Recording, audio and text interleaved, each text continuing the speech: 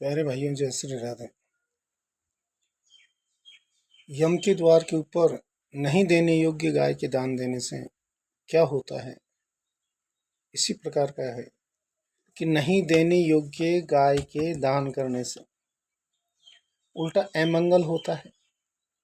लोग कहते हैं कि गाय का दान करने से आवागमन से मुक्ति मिल जाती है, परंतु गाय वो होनी चाहिए जो देने योग्य हो। आज के समय में क्या होता है कि कहते हैं कि किसी प्रकार की कोई गाय हो जो दूध नहीं दे रही हो और कुछ हो, जो वृद्धावस्था हो, बुढ़ापा हो, जिसका कि जाते 4-6 महीने में स्वर्ग सिधार जाए, इस प्रकार की गायों का दान कर देते हैं। या जिस गाय का एक बार दान करने के बाद में उसी गाय को ला करके दोबारा ऐसो उसी का दान कर देते हैं।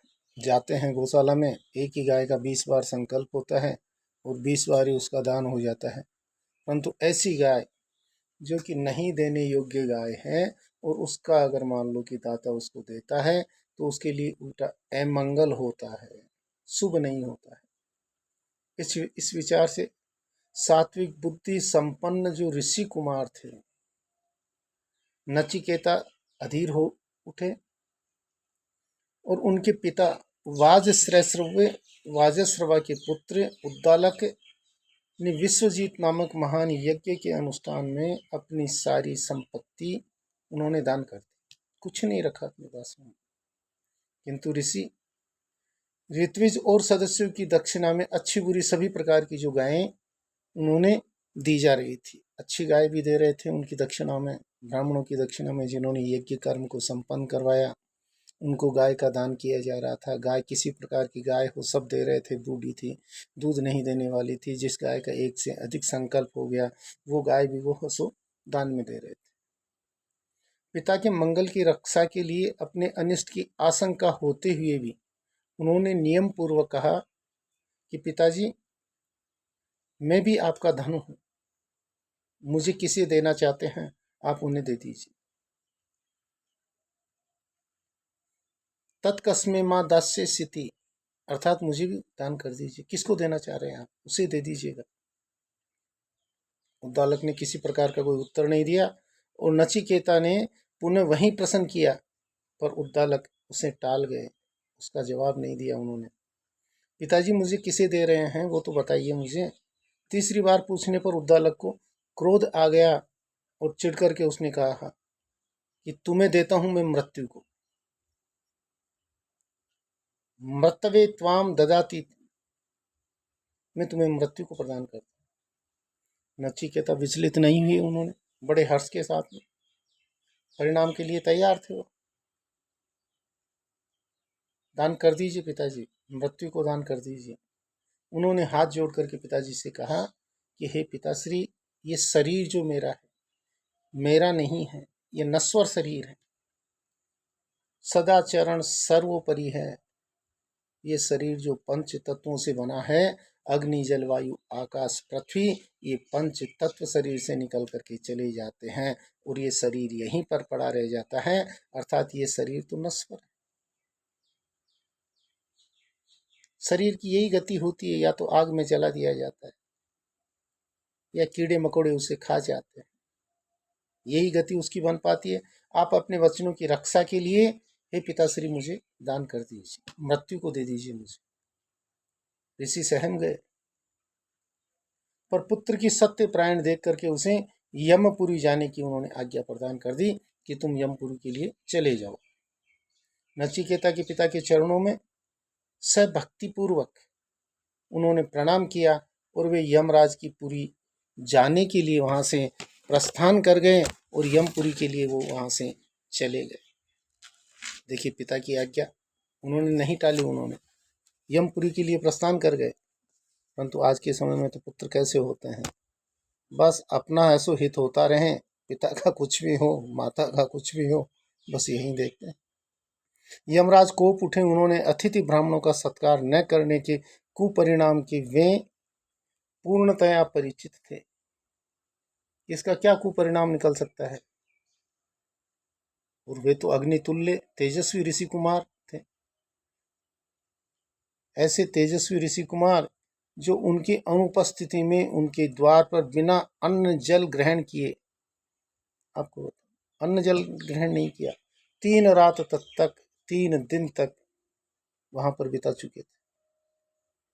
यम जल पूरित स्वर्ण कलश अपने ही हाथों में लिए वहां से दौड़ पड़े हैं ऐसे पुत्र के लिए। उन्होंने नचिकेता को सम्मान पूर्वक पाद्य अर्घ देकर के अत्यंत विनम्रता से उन्होंने कहा, बड़े आदर के साथ में, आदरणीय ब्राह्मण कुमार, पूज्य अतिथि होकर भी आपने मेरे द्वार पर 3 दिन तक यहाँ पर बिना कुछ खाए पिए अन्न जल आदि का त्याग करके तुमने यहाँ पर उपवास में 3 दिन 3 रात बिता दिए। यह मैंने अपराध किया है। यमराज कहते हैं, आप प्रत्येक रात्रि के लिए एक एक वर मुझसे प्राप्त कर लीजिए। आपने 3 रात बिताई है, न कुछ अन्न जल ग्रहण किया और बिना अन्न जल के यहाँ पर 3 रात बिताई है, अर्थात आप 3 मुझसे वरदान मांग लीजिए, मैं आपको 3 वरदान प्रदान करता हूँ। मृत्यु, मेरे पिता मेरे प्रति शांत संकल्प और प्रसन्न चित्त तथा क्रोध रहित हो जाएं। पहला वचन उन्होंने मांगा अपने पिता के लिए कि शांत चित्त हो जाए, उनका प्रसन्न चित्त हो, उनका क्रोध दूर हो जाए। जब मैं आपके यहाँ से लौट करके मैं जब वापस जाऊंगा, तब वे मुझे पहचान करके प्रेम पूर्वक मुझसे बात करें। और पितृभक्त बालक ने यह प्रथम वचन मांगा, उनसे पहला वर मांग लिया। यमराज जी ने उन्हें पहला वर प्रदान कर दिया कि तथास्तु, ऐसा ही होगा। मृत्यु, स्वर्ग के साधन भूत अग्नि को आप भली भांति जानते हैं। अग्नि क्या है? सब कुछ जला करके नष्ट कर देती है। उसे ही जानकर लोग स्वर्ग में अम तत्व देवत्व को प्राप्त होते हैं। मैं उसे जानना चाहता हूँ कि ये क्या है, ये अग्नि तत्व। दूसरा उन्होंने वर याचना करी। यह अग्नि अनंत स्वर्ग लोक की प्राप्ति का एक साधन है। यमराज नचिकेता को अल्पायु, तीक्ष्ण बुद्धि और वास्तविक जिज्ञासा के रूप में पाकर के, और यमराज बड़े प्रसन्न थे। उन्होंने कहा कि यही विराट रूप से जगत को प्रतिष्ठा का मूल कारण यही है। जगत रूप की प्रतिष्ठा का यही एक कारण है।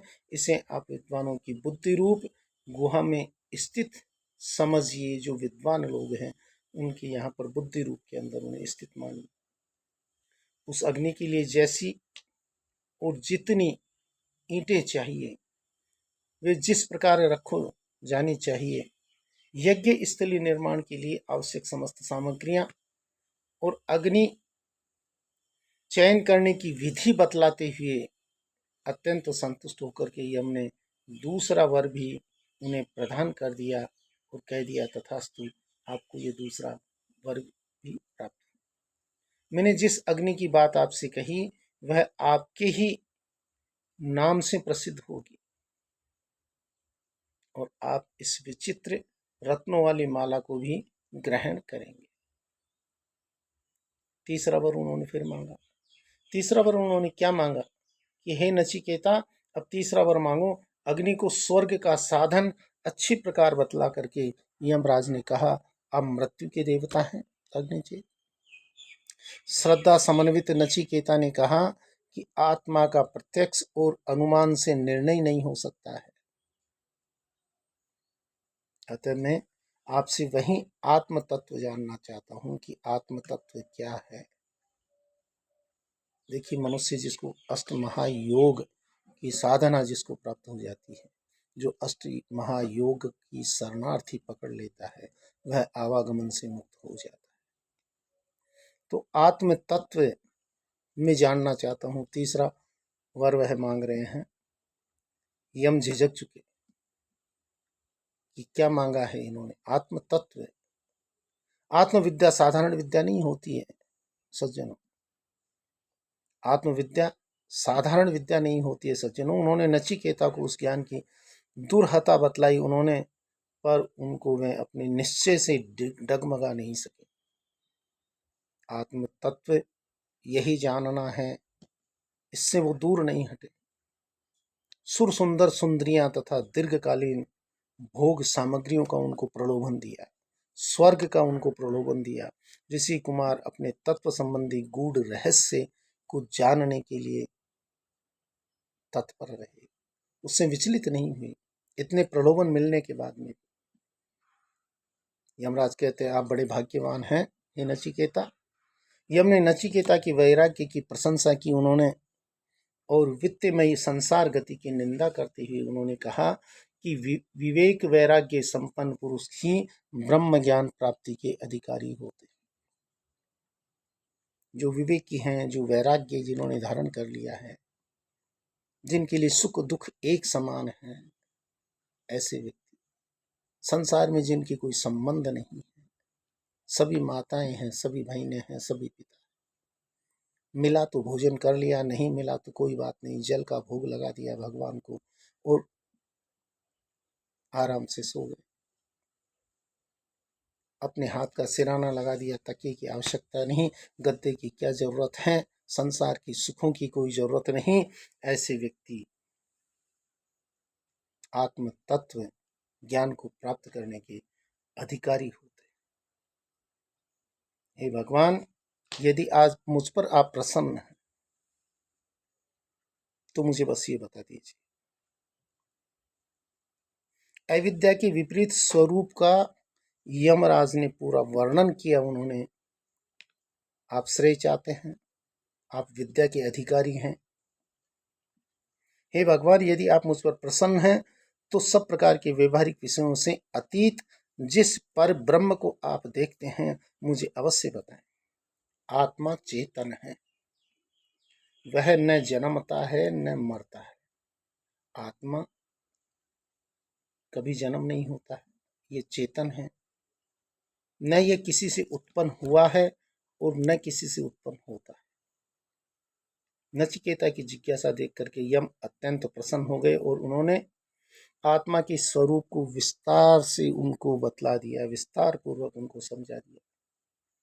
वह अजन्मा है, नित्य है, शाश्वत है, सनातन है, शरीर के नाश होने पर भी आत्मा बनी रहती है, यह कभी मरती नहीं है। अग्नि जला नहीं सकती, जल उसे भिगो नहीं सकता, हवा उसे सुखा नहीं सकती। वह सूक्ष्म से सूक्ष्म और महान से महान है। वह समस्त अनित्य शरीर में रहते हुए भी शरीर रहित है, समस्त अस्थिर पदार्थों में व्याप्त होते हुए भी सदा वो स्थिर है, कण कण में व्याप्त है। सारा सृष्टि क्रम उसी से आदेश से चलता है, उसी के आदेश से। अग्नि उसी से भय से चलता है, सूर्य उसी के भय से तपता है, इंद्र वायु और पांचवा मृत्यु उसी के भय से दौड़ लगाते हैं। जो पुरुष काल के गाल में जाने के लिए उसे जान जाता है, वे लोग मुक्त हो जाते हैं। शोक आदि कलेशों को पार करके परम आनंद को वे प्राप्त हो जाते हैं। शोक दुख में एक समान रहते हैं, उनको शोक से कोई मतलब नहीं, दुखों से कोई मतलब नहीं। जैसे दुखों में रहते हैं वैसे ही सुखों में रहते हैं। यमराज ने कहा, वह न तो वेद के प्रवचन से प्राप्त होता है, न विशाल बुद्धि से प्राप्त होता है, न केवल जन्म भर शास्त्रों के श्रवण करने से प्राप्त होता है। देखिए, लोग वेद वेदांतों को इतना पढ़ते हैं, बहुत पढ़ते हैं, परंतु मैं कहता हूं कि केवल पढ़ने से ही आवागमन से मुक्ति नहीं मिलती। उनके सार को ग्रहण करें, अपने जीवन में उतारें, तभी जाके प्राप्त होती है। वह उन्हीं को प्राप्त होता है जिनकी वासनाएं शांत हो जाती, किसी प्रकार की कोई वासना नहीं रहती, जिनकी कामनाएं मिट जाती, जिनके पवित्र अंतःकरण की मलिनता खत्म हो जाती, जो उसे पाने के लिए अत्यंत व्याकुल हो उठता है।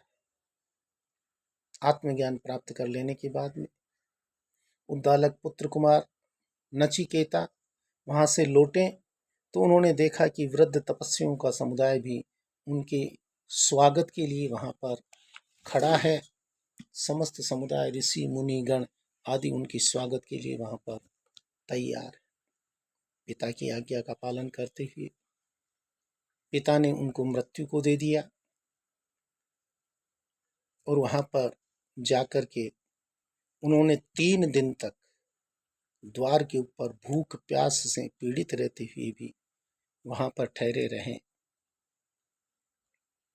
और 3 वरदान उन्होंने प्राप्त किए। तीनों वरदानों को पाकर के जब वो वापस लौटे तो उस समय के ऊपर समस्त ऋषि मुनिगण आदि सभी उनके स्वागत के लिए वहां पर तत्पर तैयार थे। जय श्री राधे, जय श्री राधे। दोस्तों, वीडियो अच्छा लगा तो इसे जरूर शेयर करें, इस वीडियो को जरूर लाइक करें, सब्सक्राइब करें। जय श्री राधे, जय श्री राधे।